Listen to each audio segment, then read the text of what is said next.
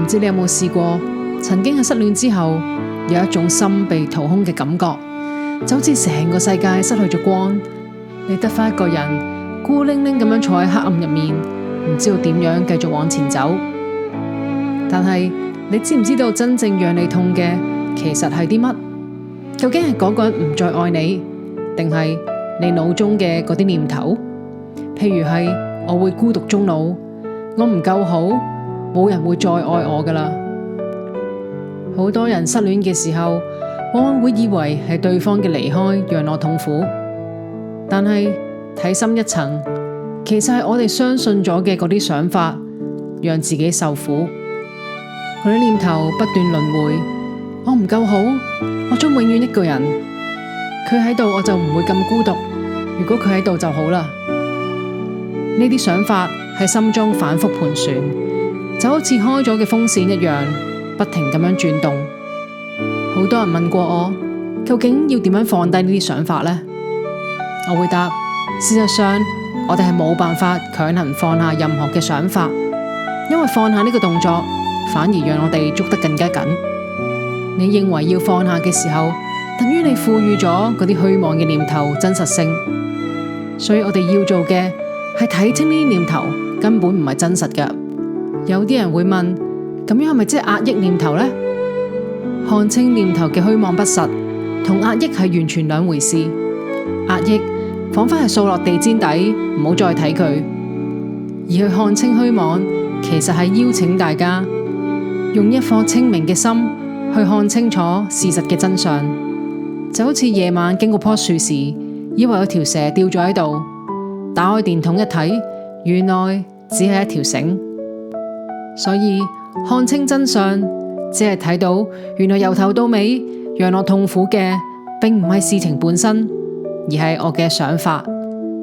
譬如當一個人失戀之後，可能自己焗喺屋企好傷心、好難過，甚至會睹物思人。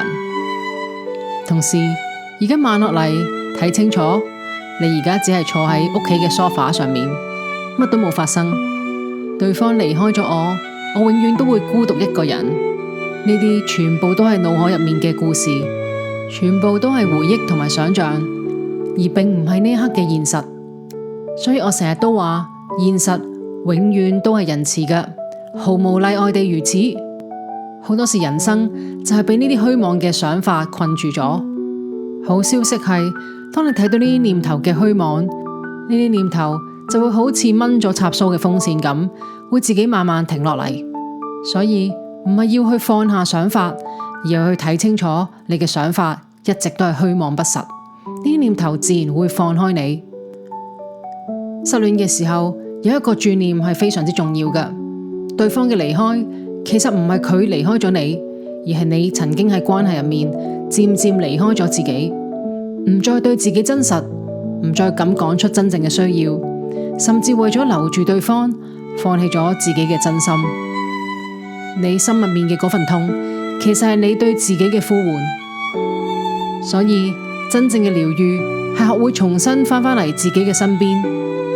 當你開始好好咁陪伴你自己，欣賞自己，痛惜自己嘅時候，你會發現原來唔係冇人愛你，而係你終於唔使再用其他人嘅愛嚟證明你自己嘅價值。由頭到尾你都係值得被愛嘅，同埋你嘅存在就已經係你嘅價值所在。如果喺呢個世界上有一個人需要去愛你，呢一個一定係你自己，唔會係任何其他嘅人。如果當你都唔能夠愛你自己嘅話，又點樣要求其他人去愛你呢？當你愛上自己之後，你會發現原來愛一直都在。你會開始睇到，無論對方點做，都係愛嘅呈現。佢留低好好，佢離開亦都好好，因為真正嘅愛係無條件嘅。